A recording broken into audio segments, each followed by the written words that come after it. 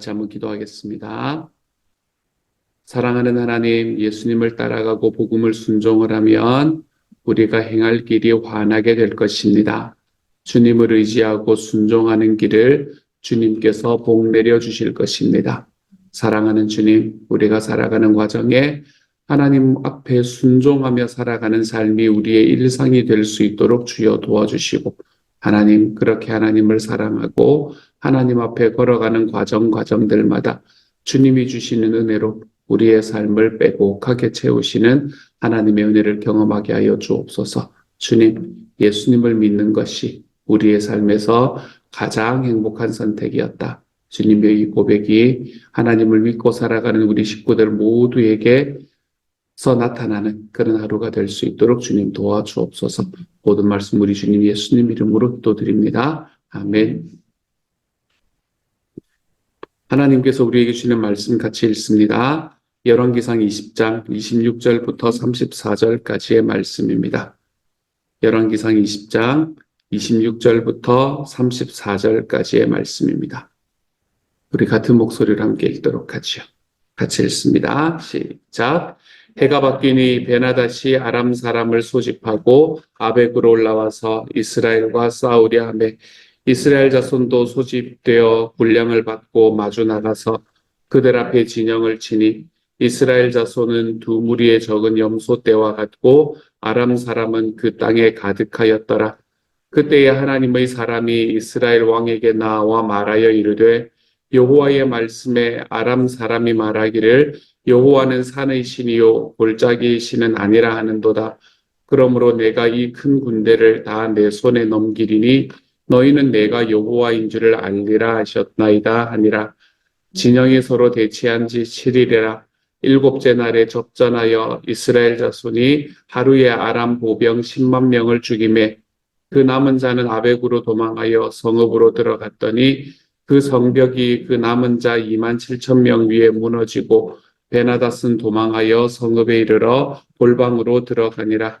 그의 신하들이 그에게 말하되 우리가 들은즉 이스라엘 집의 왕들은 인자한 왕이라 하니 만일 우리가 굵은 배로 허리를 동이고 테두리를 머리에 쓰고 이스라엘의 왕에게로 나아가면 그가 혹시 왕의 생명을 살리리이다 하고 그들이 굵은 배로 허리를 동이고 테두리를 머리에 쓰고 이스라엘의 왕에게 이르러 이르되 왕의 종 베나닷이 정하기를 내 생명을 살려주옵소서 하더이다. 아합이 이르되 그가 아직도 살아있느냐? 그는 내 형제이니라. 그 사람들이 좋은 징조로 여기고 그 말을 얼른 받아 대답하여 이르되 베나닷은 왕의 형제니이다. 왕이 이르되 너희는 가서 그를 인도하여 오라. 베나닷이 이에 왕에게 나오니 왕이 그를 병거에 올린지라. 베나닷이 왕께 아뢰되 내 아버지께서 당신의 아버지에게서 빼앗은 모든 성읍을 내가 돌려보내리이다. 또 내 아버지께서 사마리아에서 만든 것 같이 당신도 다메섹에서 당신을 위하여 거리를 만드소서. 아합이 이르되 내가 이 조약으로 인해 당신을 놓으리라 하고 이에 더불어 조약을 맺고 그를 놓았더라. 아멘. 전쟁이 끝이 났지만 다시 전쟁이 있을 것이다 라는 이야기가 어제 이야기의 마지막이었습니다. 우리가 살아가는 삶의 영적인 전쟁도 끝난 것 같지만 다시 온다 라는 것이 우리가 어제 그 말씀에서 함께 배웠던 이야기였고요. 그렇게 전쟁을 좀 더 준비를 했습니다. 전쟁을 좀 더 준비하는 과정 속에서 아람에 있던 아람의 다메섹에 있던 사람들은 하나님께서는 산의 신이다 라고 이야기를 하는 이야기로 그 자기의 왕의 이 마음을 다시 힘을 내도록 그렇게 만들기 시작을 합니다. 왜 하나님이 산의 신이다라고 이야기를 들었을까? 이스라엘이 산지이기 때문에 그랬을 겁니다. 그때 당시 이스라엘은 대부분이 산지였습니다. 지금도 마찬가지이고요. 그렇기 때문에 대부분 산지에 거하는 사람들이 믿는 신, 그렇기 때문에 산의 신이다라고 이야기를 들었던 것 같습니다. 그래서 저는 산신령이다. 뭐 이런 이야기들로 농담을 하기도 합니다만은 어쨌든 사람들에게 이스라엘 외부에 있는 사람들에게는 그렇게 취급을 받던 그런 신이었던 것 같습니다. 어쨌든 이제 그런 과정에 의해서 다시 한번 마음이 새겨졌던 이 다메섹의 왕은 이 아람의 왕은 다시 한번 전쟁을 준비를 하게 되고 그렇게 계획대로 전쟁을 준비한 두 나라는 다시 한번 아벡에서 맞붙게 되는 것을 오늘의 말씀에서는 보게 됩니다. 이스라엘은 평지에서 싸움을 하기 위해서는 전쟁을 할 수 있는 곳이 몇 군데가 없습니다. 소위 말하는 이스라엘 골짜기라고 이야기하는 그 골짜기에서 붙지 않으면, 싸우지 않으면 이 대군이 평지에서 붙을 수 있는 곳이 한 군데도 없다고 보셔도 됩니다. 그렇기 때문에 아벡이라는 곳은 딱 그 이스라엘 골짜기에 있는 그 도시 중에 하나입니다. 그곳에서 이제 두 나라가 맞붙게 되었지요. 이스라엘도 준비를 했을 겁니다. 아합 왕도 아마 열심히 준비를 했겠지만 그 열심히 준비한 이스라엘은 그 준비하는 것에 있어서 숫자에서부터 큰 차이가 있다는 것을 오늘의 말씀에서는 보여주고 있습니다. 이스라엘은 염소 떼와 같고 그리고 아람은 땅에 가득했다라고 이야기했기 때문에 그렇지요. 원래 이렇게 전력의 차이가 나면 좀 지형지물도 좀 이용하고 그리고 또 전력의 차이가 나면 게릴라전도 좀 벌이고 뭐 이렇게 하면서 이제 변수를 만들어내는 게 전쟁의 일반적인 방식인데 평지에서 붙었지 않습니까? 그렇죠? 이거는 세력과 세력이 맞붙는 그런 전쟁이기 때문에 여기에서 이길 수 있는 상황은 굉장히 드물었던 그런 전쟁이었던 것 같습니다. 그래서 평지에서 맞붙게 되는 상황에서 한쪽은 염소떼 정도였고 한쪽은 땅에 가득한 그런 전쟁을 시작을 합니다. 하지만 이 전쟁의 결과는 어제 바로 이 전쟁이 시작되기 이전에 이미 정해져 있었습니다. 왜 그런가 하면 이 아람 사람들이 하나님을 사는 신이다 라고 이야기를 하면서 하나님을 무시했던 바로 그때의 전쟁의 승패는 결정된 거나 다름이 없었었지요. 전쟁에 나온 병사들의 숫자가 얼마가 되었느냐, 그들이 얼마나 전쟁에 잘 준비되었느냐라는 것은 그것과 너무나 부차적인 문제가 되어버렸습니다. 아람 사람들이 하나님은 산의 신이니까 평지에서 싸우면 우리가 반드시 이겨 라고 이야기했던 그 순간의 전쟁의 승패는 결정되어 버렸습니다. 겁도 없이 누구의 자존심을 건드렸나 하면 하나님의 자존심을 건드렸습니다. 그러니까 이 전쟁의 승패는 그때 결정이 되었지요. 그러니까 오늘 하나님께서 선지자를 통해서 그 말을 딱 거론하시지 않습니까? 그렇죠? 그들이 나를 산의 신이라고 이야기를 했다라는 그 이야기를 딱 거론하는 것을 우리가 볼 수 있지 않습니까? 전쟁의 결과는 우리가 예상했던 대로 흘러갑니다. 전쟁이 시작되고 이스라엘은 크나큰 승리를 거두게 됩니다. 평지에서 싸우면 반드시 이긴다 라고 이야기했더니 아람, 너무나 자신이 있었던 그 평지 싸움에서 이스라엘은 아람의 군인들 10만 명을 물리쳤다라고 이야기를 하고 있지요. 거기다가 이제 도망한 성읍, 그 성읍 하나로 도망을 갔는데 그 도망한 사람들 위로 성벽이 무너져가지고 그 대부분의 사람들이 죽게 되었다라는 이야기까지 함께 들어옵니다. 산의 신이었던 하나님, 산에서 전쟁을 하면 이스라엘이 승리하도록 만드셨던 하나님은 평지에서도 하나님이셨습니다. 평지에서도 자기의 백성이 승리하게 만드실 줄 아는 바로 그런 하나님이셨지요. 이스라엘은 자기가 가지고 있는 것이 너무나 작아 보였을 겁니다. 전쟁을 하러 나아갈 때에.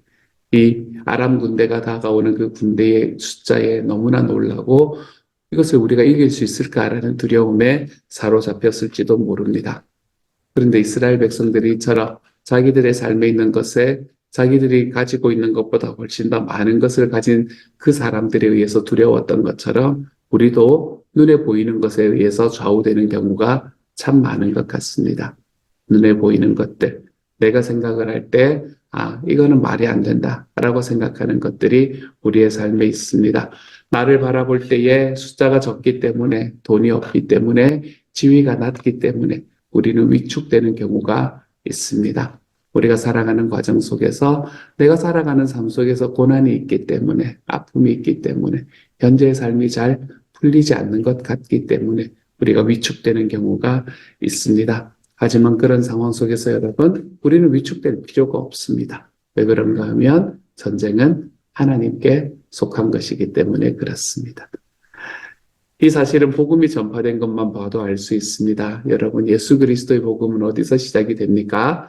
물론 하나님께서 그 복음을 위해서 여러 가지의 준비들을 거쳐오셨던 시간들이 있지만 예수 그리스도의 이 복음이라는 것은 겨우 12명의 평범한 시골 사람들, 우리 촌부들, 이 촌부들에 의해서 천천히 전파되기 시작한 겁니다.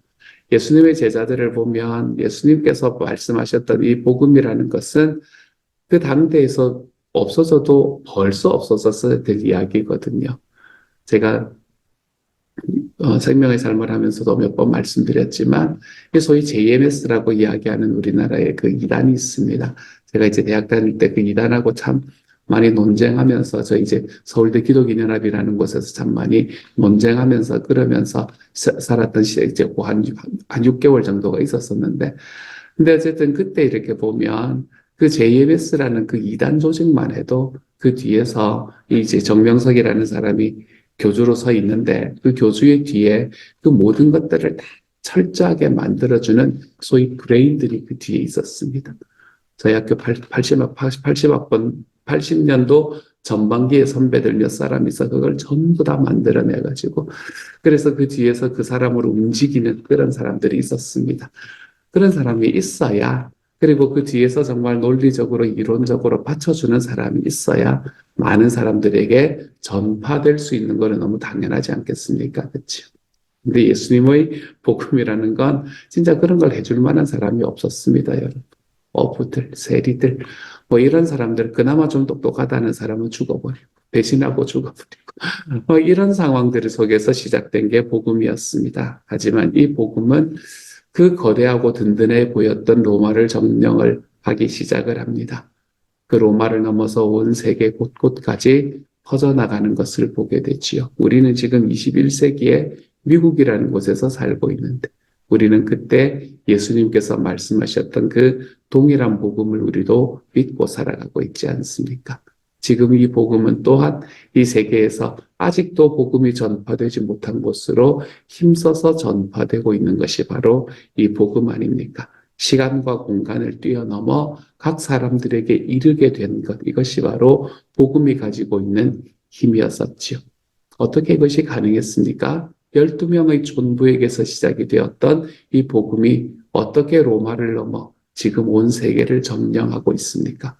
하나님께서 이기시기 때문에 그렇습니다. 전쟁은 하나님께 속해 있기 때문에 그렇습니다. 지난번에 했던 전쟁과 마찬가지로 하나님께서는 이스라엘에게 너희는 내가 여호와인 줄 알 거다라고 약속하십니다.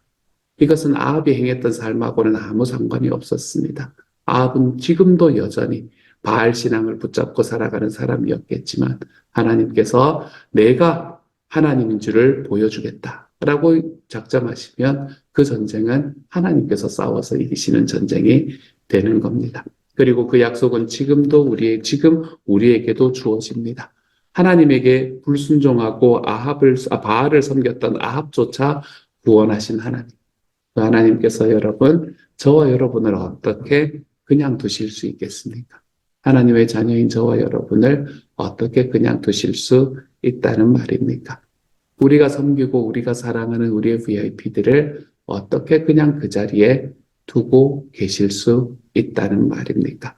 사랑하는 여러분, 하나님의 복음은 결국 승리하게 되어 있습니다.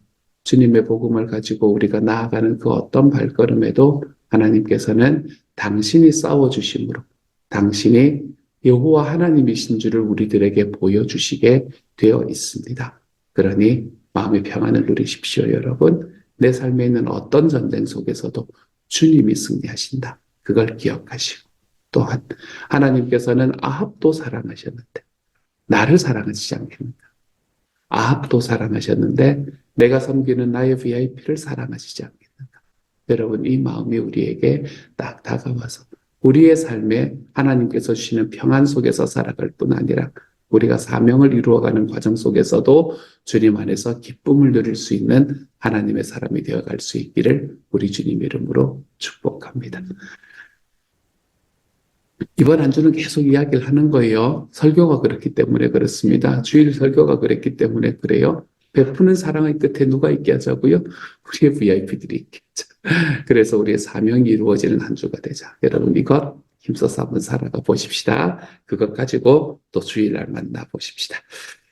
그렇게 이제 크게 패했습니다. 이 베나닷이라는 사람, 이 사람 이름이 기억이 안 나가지고 계속 아람의 왕이라 그랬는데, 베나닷이라는 이 사람이 크게 패했습니다. 그리고는 이제 그가 한 성에, 자기의 성에 숨어 있게 되지요. 오늘의 말씀에 보면 골방에 들어갔다라고 되어 있습니다. 얼마나 무서웠을까 생각이 듭니다. 그 많은 군대를 이끌고 가서 전쟁을 2번이나 했고, 절대로 지지 않을 거라는 전쟁을 했는데, 그 두 번의 전쟁에서 그처럼 참패하고 난 이후에 얼마나 두려웠을까. 그래서 골방으로 뛰어들어갔다라고 이야기를 합니다. 그렇게 숨어있는 베나닷에게 그의 신하들은 나와서 항복하십시오 왕이여 라고 이야기를 합니다. 그러면 목숨은 구할 수 있을지도 모르니까요. 그러면서 하는 이야기가 뭔가 하면, 아니 이스라엘의 왕은 인자에서 보통 자기 주변에 있는 왕들을 이기더라도 살려두더이다. 이렇게 이야기를 하면서 다가갑니다. 이 아합이라는 단어, 이왕 이름이 아합이잖아요. 그렇죠? 아합이라는 단어 자체가 사랑이라는 뜻입니다, 여러분. 이 아합이라는 단어의 뜻이 사랑, 인자, 뭐 이런 뜻입니다. 그렇기 때문에 그 이름을 가지고 또 이야기를 했는지도 모르겠습니다. 이스라엘의 왕은 사랑이 많은 왕이고, 그리고 마음이 너그러운 왕이니까 항복하면 용서해 줄지도 모릅니다. 라고 조언을 합니다. 그리고 난 다음에 그러면 너희들이 한번 해봐라 라고 이야기를 듣고 난 다음에 이 아람의 신하들은 베옷을 허리에 두르고 끈을 머리에 쓰고 아합에게 나아갑니다.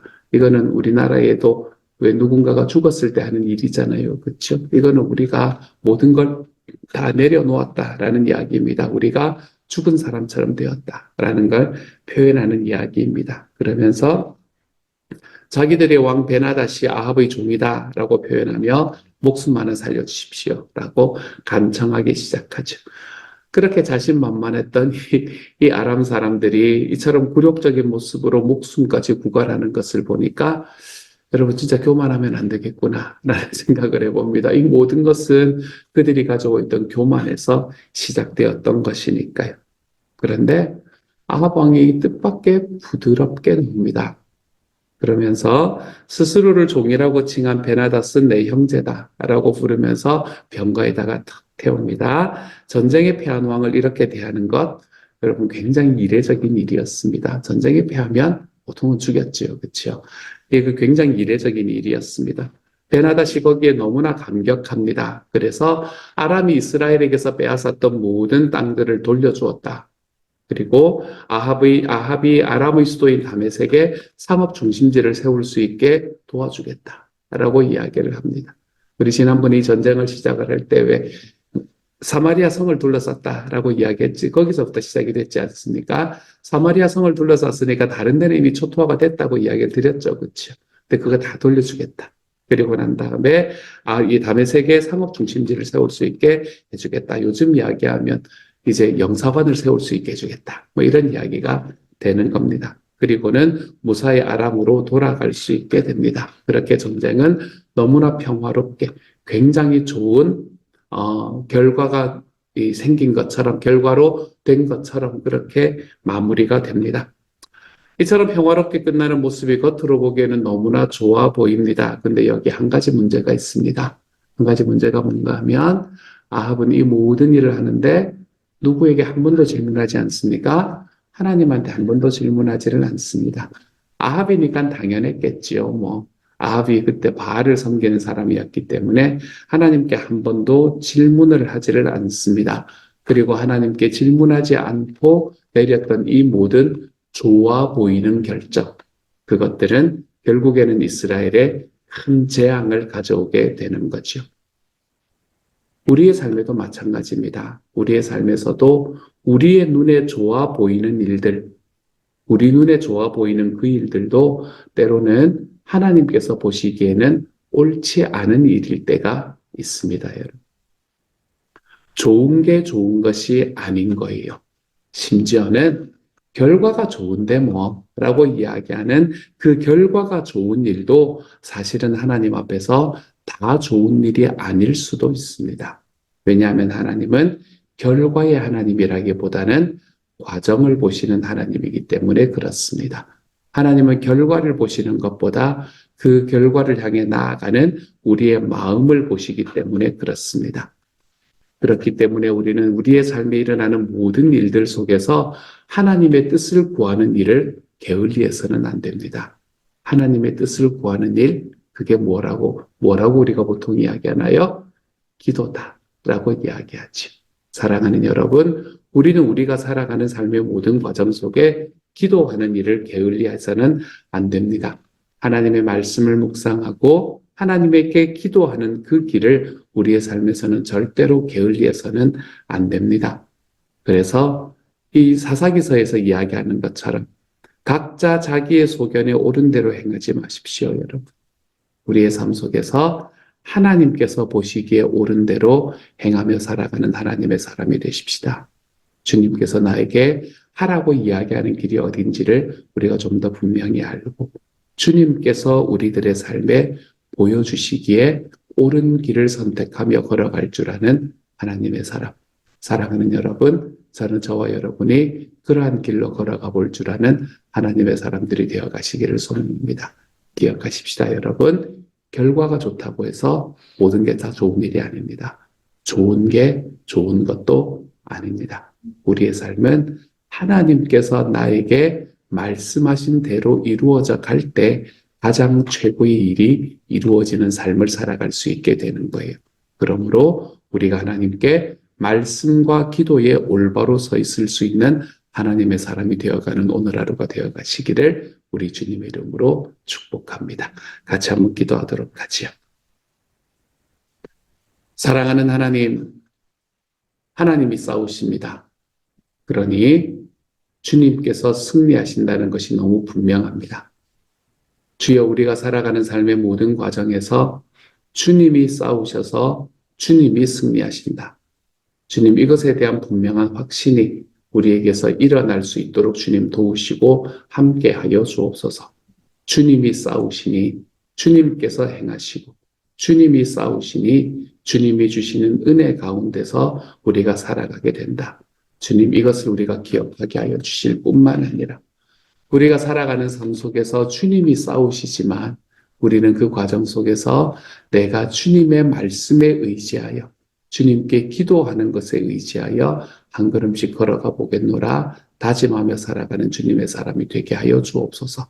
사랑하는 주님, 전쟁은 주님께 속했으니 주님이 무엇을 소원하시고 주님이 어떤 길로 가기를 원하시는지에 항상 저의 레이더를 세울 수 있도록 주여 도와주셔서 하나님 그 길로 걸어갈 때마다 하나님이 주시는 승리를 맛보며 살아갈 줄 아는 하나님의 사람이 되게 하여 주옵소서. 주님, 특별히 우리가 베푸는 사랑을 내어놓을 때마다 주님이여 정말 나를 사랑하시고 나를 붙잡으시고 아합조차도 사랑하셨던 하나님의 사랑, 주님, 내가 섬기는 그 VIP 한 사람 한 사람을 붙드시는 것을 경험하게 하여 주시고 주님, 그래서 우리의 베푸는 사랑이 주님의 사명을 이루는 길로 한 걸음씩 걸어가도록 주님 도와주옵소서. 모든 말씀 우리 주님 예수님 이름으로 기도드립니다. 아멘.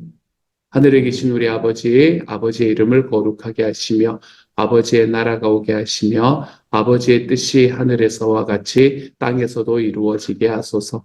오늘 우리에게 일용할 양식을 주시고 우리가 우리에게 잘못한 사람을 용서하여 준 것 같이 우리 죄를 용서하여 주시고 우리를 시험에 빠지지 않게 하시고 악에서 구하소서. 나라와 권능과 영광이 영원히 아버지의 것입니다. 아멘.